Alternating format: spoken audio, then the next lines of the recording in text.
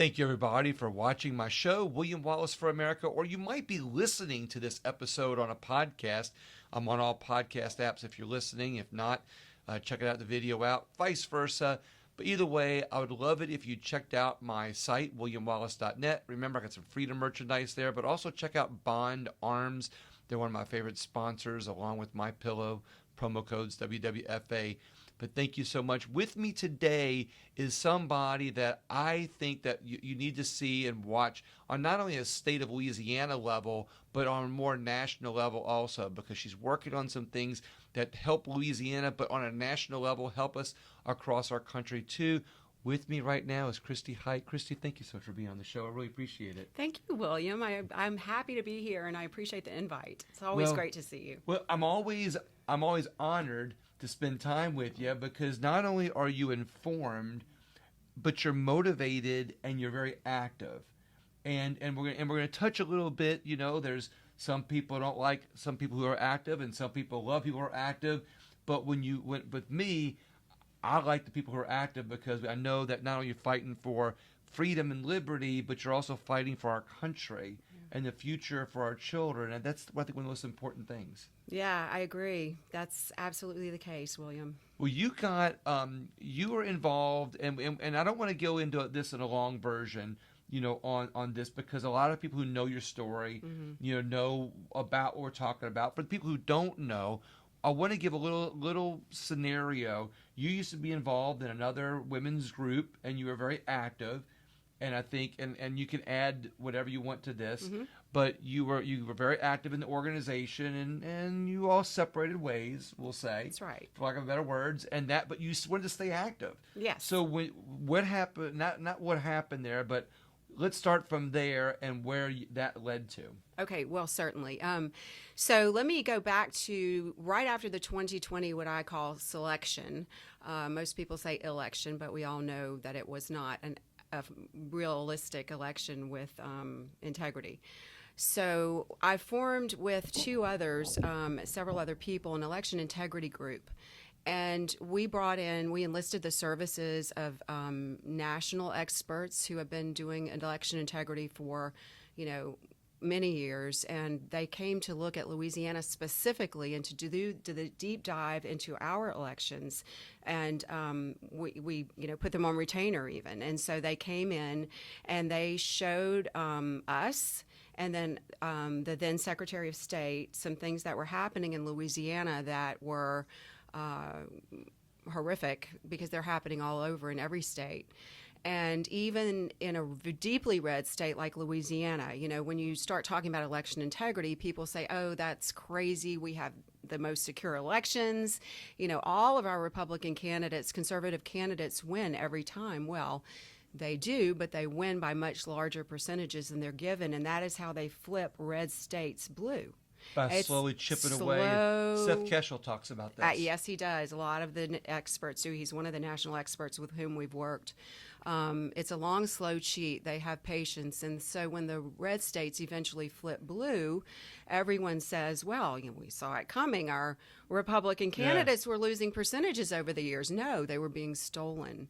And so I talk about I think what was a turning point actually happened at my house on June 26th of 2022, when Dr. Douglas Frank, who's a Nobel laureate recipient cyber data analyst, been doing this for 40 years. He sat in at my house with Kyle Ardoin, our former Secretary of State, and he sat with him for 6 hours, and he asked for permission to have a white hat hacker attempt to hack into our election management system in real time. Permission was granted by the Secretary of State, and the hacker was successful in 3 minutes. This is amazing. So you brought something to my mind that I want to mention. I've thought of before, and I want to thank you for reminding me of it. A lot of people criticize people who are in the election integrity, scenario. They're like, oh, those election integrity people, they're just conspiracy theorists. Election deniers. Election deniers, and lots of wonderful names. Yeah, exactly. They're those crazy people. Our elections are safe, they're secure, and I always tell people, look, whether you think they're safe or secure, whether they are or whether they aren't, I think the fact that we have people like yourself that are constantly on it, it kind of keeps the thieves, we'll say, at bay, because they realize there's people who are actively looking out, for it. And then to have somebody that's always looking for it, it might uncover things that we didn't know about before. Well, did you know that Louisiana is the only state in the United States that cannot audit our elections? Did you know that, William? I did not know this. And because we have no paper component, none. We have a black box that has proprietary software in it, and we have a company, Dominion, we're an all-Dominion state, that will not divulge its ownership. We only actually have 4 vending machine companies in the entire U.S., Smartmatic, Hart InterCivic, ES&S, and Dominion, and not one of those voting machine vendor companies will disclose their ownership. I don't know about you, but that's a problem for me. And not you as a citizen, not our Secretary of State, not any of our election workers have the ability or the permission to go into the black box and look at it. It's not done because it's proprietary software. The vending companies won't let you do it. And so I have a question for you, William. Okay. You might have heard this question before. I don't know. You kind of hang out with some people who would have asked. Do you know who counts our votes in Louisiana? Who counts your vote? Do you know? Well, somebody in Louisiana, right? They're getting it on a computer, and they're able to count it and go boom, boom, 1, 2, 3, 4, right? Well, that's what one would think, but that's not who counts your vote. No one in Louisiana counts your votes. Actually, the proprietary software within the machines count our votes, and that proprietary software with Dominion is housed in Serbia and Toronto, Canada. Now, I've heard this before, admittedly, but I've also heard that, that's not true, that's not factual, it's not done over there, it's actually done over here. Well, people can say whatever they want, but that is the fact. Okay. Mm-hmm. But I just saw the other day that we got a new I voted sticker. Yay. It just announced that we got it. Doesn't that? And that's proof that you voted. When you get that sticker, it's proof. Is that your vote counted. Does that count as the paper component? Let's audit the sticker. If everybody got a sticker that says I voted, right. And our new law says we have to have a paper component. If the sticker's made out of paper, there's your paper component. Paper component, that's Problem right. solved, right? That's right. Ballots, and people don't also realize that in our state constitution, Article 11, Section 2, I believe it is, it says, ballots shall be counted publicly. That's in our state constitution. Is it? We don't have any ballots to count publicly. So what happens if this new constitutional convention goes through? Do you think that that's going to end up getting thrown out of the new constitution? That's a question that I can't answer. That would be something to keep an eye on. Quite interesting to see. You see that? Yeah. So we know what happened. You got involved in elections, and then along comes your parting with the other group. Was that a result of you being an election denier or someone who's on elections? The bottom line is I told that story. A lot of people don't like it. Yeah. Absolutely. I told that story, and I to this day don't know why the ways were parted because I was never told by that entity. They denied their own bylaws, went against their own bylaws by not telling me what I did wrong or allowing me a meeting before the executive board. And that's fine. So that motivated you to start another organization. Absolutely. And I started an organization called Louisiana Conservatives, inclusive also of men. And we had 6 meetings total, 1 a month since we had begun. And they were very popular. In fact, you know this. You attended almost every one. Exactly. And we were taking RSVPs, and we had to because people would show up at the door. We just didn't have capacity anymore. So that was a great problem to have. Exactly. And so fast forward to we got recruited. What that also tells me is that not when people started hearing your story, they realized that, hey, we have to wake up. More people are waking up to, hey, there are things going on. It might not be a conspiracy, right? Right. Just telling the truth about the situation with regards to our elections and telling the story about what happened in my dining room. I got canceled and censored, literally by police force, being held out of my meeting. I was vice president of East Baton Rouge Republican Women at the time, and I was held out of that meeting by police force with no reason given. So, and you wanted to be involved, so you were getting So I interrupted you. that led to Louisiana conservatives, which led to you were at the crime summit, Mike Lindell's crime summit, where we met a bunch of wonderful people from Florida Republican Assembly, and that led to National Federation of Republican Assemblies looking at Louisiana conservatives and asking if we would be interested in chartering a Louisiana chapter of Republican Assemblies. And so obviously we had many questions, and so to answer those questions, we traveled to their convention in Florida, the National Federation of Republican Assemblies, and we went to vet them, and we were quite impressed. They checked every box, and one of the main reasons for me personally that they immediately were, I liked them immediately, was because they put God first. And when we started doing more of a deep dive on them, we realized that their principles, their core values, were not just similar to ours, but they were exactly the same. And there's a reason for that. Because they put God first. Well, right. But we took our principles, we sort of just adopted Mike Johnson, our speaker's principles. He wasn't our speaker at the time, but we adopted those principles that he had laid out, and he adopted those principles from Ronald Reagan, and the National Federation of Republican Assemblies adopted Ronald Reagan's principles, and they're right here in our brochure. And this is, and before you read those principles, I won't read them. I just want to give you a little overview. Oh yeah, and this is like I said in earlier. People might not like the fact that there are election deniers. They might not agree with the fact that there's people who are going against the stream or going against the flow of whatever the party is doing or whatever the state is doing. They might not agree with the mainstream, but it's those people that are going against the stream that uncovers other things and actually brings about the right kind of activism, which is what we need in our community. We need all kinds of activism in our community, and what you're talking about right here is activism that has a positive influence that resulted from the stream that you've actually kind of come down. Absolutely, Yeah. very positive. And so, when you're talking about election deniers, well, you can go all the way back to January 6th, right? And what happened that day? Well, we had an insurrection that was, in my opinion, quite planned to cover a fraudulent certifying of a fraudulent election. That was all orchestrated, and I'll say that all day long. I was there. And so going back to, it was a beautiful day, by the way. Patriots holding hands and praying, hundreds of thousands of patriots singing patriotic songs they don't teach in the schools anymore. It was amazing.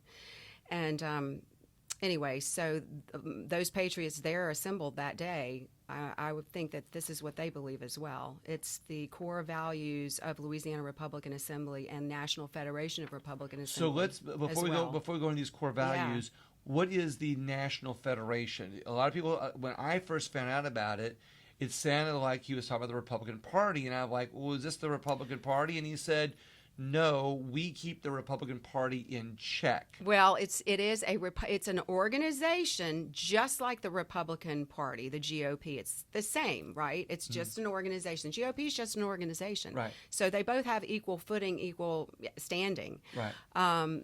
This organization has been around for many years. In fact, I think they were grounded in 1932. And so my initial question was, why haven't I heard of the National Federation of Republican Assemblies? Well, they have about 32, 33 chapters now. They've gained major traction in the last 4 years, and it's because people are looking for it's a grassroots activist organization. Let me make that very clear. It's not like any other organization. It's grassroots activists controlled by the members. William, our federal government was established by our founding fathers to be decentralized. The federal government was not supposed to control the states. The states were supposed to control the federal government and the people in the states controlling, right? Well, somehow it's gotten all askew in our time. And Federal money. That's an understatement. Money laundering. Right. And so we are hoping, and that's why NFRA has gotten such traction. I think they've sort of, in essence, dusted the Federation off and given it new life. The people who are forming the chapters and are doing the work are giving this Federation new life, because it is the way that the original Republican Party looked and should still, but doesn't. So it's the people that control it. So this organization, so the national organization was created about how long ago?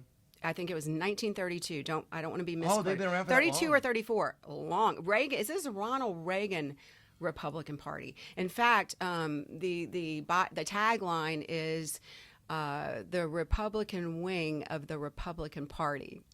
I like that. All right.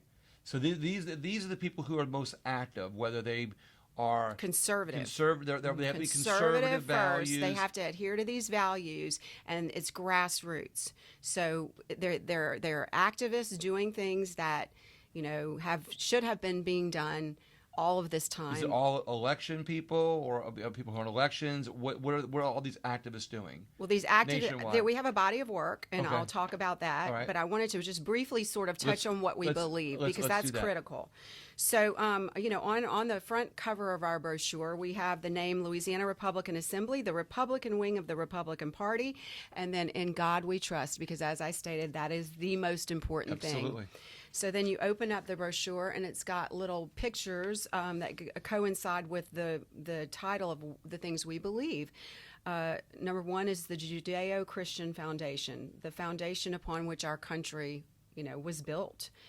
Then we have family, education, self-government, national defense, sanctity of life, free enterprise, decentralized government, right to bear arms, taxes, and that's that the tax system, should not discourage investment and growth, that growth-oriented tax policies, which would gradually eliminate punitive income taxes and move our tax system toward that originally established by our founding fathers, just to clarify taxes.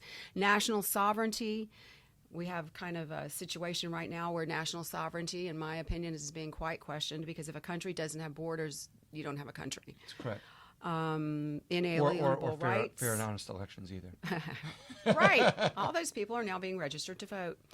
And victims' rights. So those are our core beliefs. And just, I know are we short on time? No, we're good. Okay.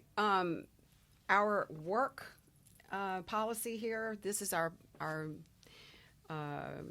checklist of what we plan to do, what we're doing. It says returning the power to the people by holding public servants accountable. That's number one. In our organization, public servants are just that, public servants. Our elected officials are not rock stars. We don't invite them to our meetings to pat them on the back as they tell us what they did with our money when we didn't even want that to be done. I voted stickers. Yeah, I voted stickers, right. We require that any elected official who wants to speak at a Republican Assembly chapter has to agree to answer pre-written questions by the chapter members, and has to also agree to stay for at least 15 minutes for Q&A. The second article of work is developing and endorsing candidates, and that should say conservative candidates, right? So, right. We will help them, train them, and get them running for office, because it's critical. We will develop and endorse legislation. So if you join the NOLA chapter of LRA, you would be able to. I'm a member. Now that you've joined, now that you've been a standing member, you know this already. Right. You are able to write legislation, you get ideas forward, promote ideas for legislation, and then that would be voted on in your chapter. And the ideas that get the most votes, of course, then are put forward to the state, and then your idea could potentially go into law, be written into law. Yeah, because the entire state supports it. Would you have to get a representative to take it and file it for you? Yes. Okay. So Yes. then that's the other trick, is trying to work with candidates that you are nowhere to be conservative. That's right. That you could say, hey, we have some legislation. can you file this legislation? See, all of this comes from grassroots activism. I love this. I love this. Because, the legislators know that it's the people that, are the ones that elected them. And so if you have enough loud voices asking for the same thing, they can't look away. Right. Logically. We will also organize precinct leadership, and that's quite important because leading up into this November election, we need to have organization more than we've ever had before because of so many factors, and so that'll be critical. And then also registering Republican voters. There's so many people, William, who say, I'm just done with both parties. I am now an independent, and I'm just not going to deal with it anymore. Not independently don't vote anymore, is what they're saying. I mean, because a lot of them, yeah, exactly. A lot of them, and it's a protest, and I totally get that, but protesting on the sidelines gets no one anywhere fast because we know from history that 3 parties have never worked. We only have 2. And so you have to remain within the parameters of those 2 parties to get anything done effectively. And, I wish there was a conservative party, right. but there's not. And so we have the Republican Party. Whole point, bring it back around to why the original Republican Party is so critical, because these are the conservative values and roots upon which our country was founded. And these are the values that are used by not only the national organization but the Louisiana organization. That's right. To be able to bring those same core principles to a state near you, basically. That's right. That's right. How many states are they in? The National Assembly? Oh, I think it's 34, but there are others on the wait list right now getting up and running. There's certain things that it's a checklist you have to get accomplished, and it's quite detailed. The main thing is the bylaws, getting your bylaws written. That was quite the initiative. But in order to be, functioning properly, you have to do it right. It's not something that you do overnight. It has to be done in a proper way, and it has to be done thinking about the long term and not just today. And I love the thoughtful, the thoughtful approach to making sure that people are not only vetted, organizations are vetted, like yours was vetted, or as you say, they recruited you and then you kind of vetted them and checked them out. But I love the fact that it's methodical, it's thoughtful, it has a great foundation to get started on, and I like how it checks out the Republican Party, because even though I'm a member of the Republican Party, I still think that even we need to be checked out, because if we don't keep a check on each other, we're going to end up like the Democratic Party. That's right. That's right. Where basically the people are just following the far left leaders. And of course, people might say that about the Republican Party following the far right leaders. But the reality is, not only do I not agree with that, but the reality is that groups like this keep everybody in check. That's right. And where one people might be working on election integrity, another group might be working on canvassing, another group might be working on policy. That's you will all work together to make sure our conservative values show that we can win as a country when these things are in place and truly checked out. That's it. And the grassroots situation is such that we're not beholden to someone writing us a big check. Right. Right. So it's we the people. Right. And that's how it was designed to be by our founding fathers. So I love this. Yeah, it's great. So now, how can people? Where are the org chapters again in Louisiana? Well, how can people how can people join? How can people find out about it? Good question. We just officially established, chartered the 3 local chapters, the first 3 local chapters of Louisiana Republican Assembly last Monday. The executive board of the state voted them in. They had done everything that they needed to do due diligence-wise to formulate their chapters, and it's NOLA region, okay, of which you are a part, right. Fortunately. New Orleans and Jefferson Parish. And St. Bernard, and I would have to look at the list, but it encompasses quite a few parishes, because until there are chapters all over the state, which there will be, then you join the chapter nearest you. So anybody, near New Orleans, it's NOLA region. So initially it's a lot of parishes. The other 2 chapters are Capital City region, which is Baton Rouge and Ascension and, a lot of other parishes, mainly Baton Rouge. And then the third one is Acadiana region. I love this. And so these are some strong areas in which to begin. And we have great momentum, wonderful members, and great leadership in all 3. So it's exciting. It's exciting. It really is. It's exciting to see grassroots people getting more involved. Because like I said before, and I say, I'm repeating this again because I have listeners who, they hate, when we talk about election integrity. Oh, we're okay. We got this. We got that. We're okay. We're safe. We're secure. Whatever. And I go, you know what? I would rather, what's the Ronald Reagan? Check, but trust but verify. Right, and err on the side of caution. Err on the side of caution because we might, end up to a point where, hey, maybe they are okay. Maybe it proves everybody to be conspiracy theorists. But you know what? In the process, having other people look at the process, watch out for election integrity, keeps the people who may steal your vote, may keep them more honest. But one thing I remembered also, we talked about the independent voters and the people who don't vote. They are voting. They just don't realize they're voting. Mm-hmm. They might not be pulling the lever, but somebody is using their registration and their name and their information to be able to fill out a mail-in ballot or... So you bring up a great point, William. We did a canvass of Ascension Parish 2 years ago now, I think, almost 2 years ago. And 55 patriots came and volunteered their time, and we walked Ascension Parish, and we canvassed. And what we found was unbelievable. We found 13 voters registered at an empty lot. We found 7 voters registered at a UPS storefront. We found empty, abandoned houses that had 3 people registered. In all of these places, 1 or 2 or 3 or 7 voted. They actually voted in the last election. So we have affidavits from all of these canvassers. And what's so interesting is that there are laws that currently are on the books that aren't being followed, William. And one of those is a jury duty card law.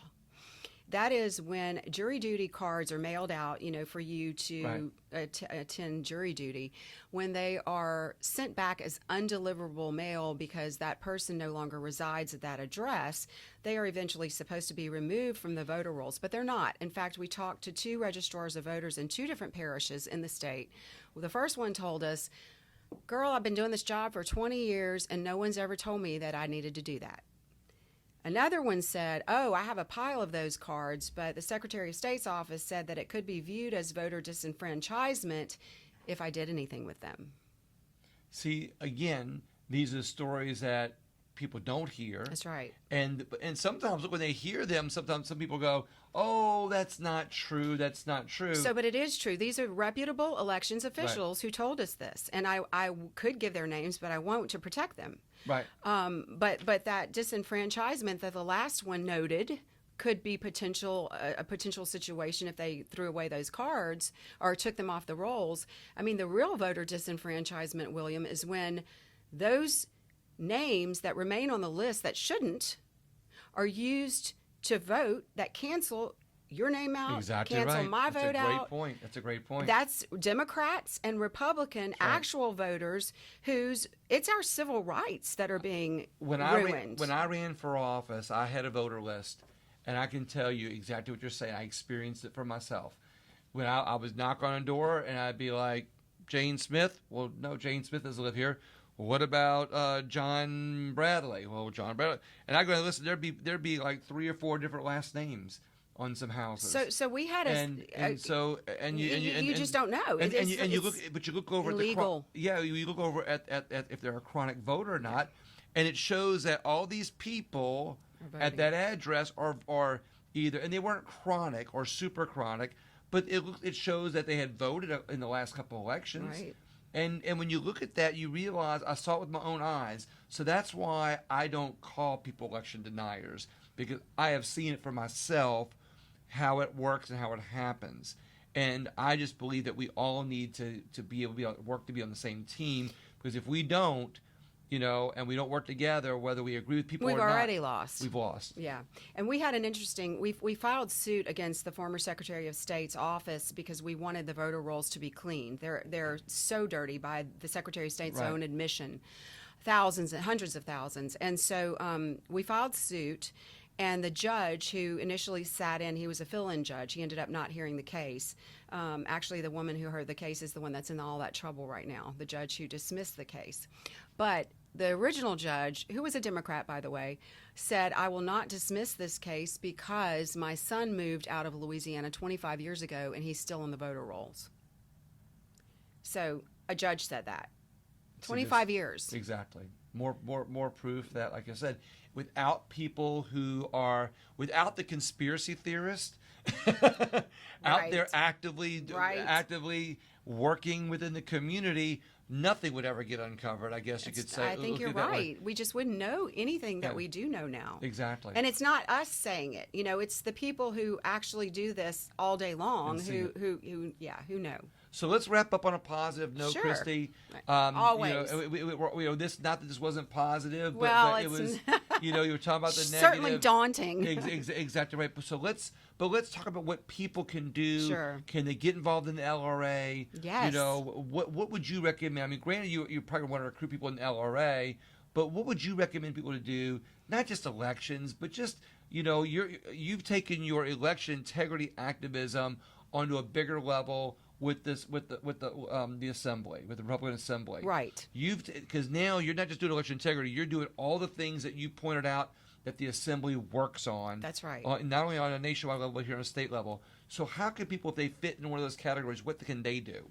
Well, they can join Louisiana Republican Assemblies, but I will clarify that it's really for activists, people who want to do something, literally want to do something. It's great to be a member and to participate. It's not a lunch club. It's not a lunch and liquor club. It's not a take pictures for the newspaper club. That's not who we are. We are holding public service accountable, and we are doing the actual work. So if you want to get involved with Louisiana Republican Assembly, you go to our website at lrassembly.com, and you can give us your information and we can give you ours, and that's probably the best way to move forward. But I just want to end on a very positive note and say that no matter what we do, we can only do our best. God is in control and God is in charge, and He wins. We know that ultimately. So I think believers, stay in prayer and do everything that you can humanly do to make this state and this country better, and we will win.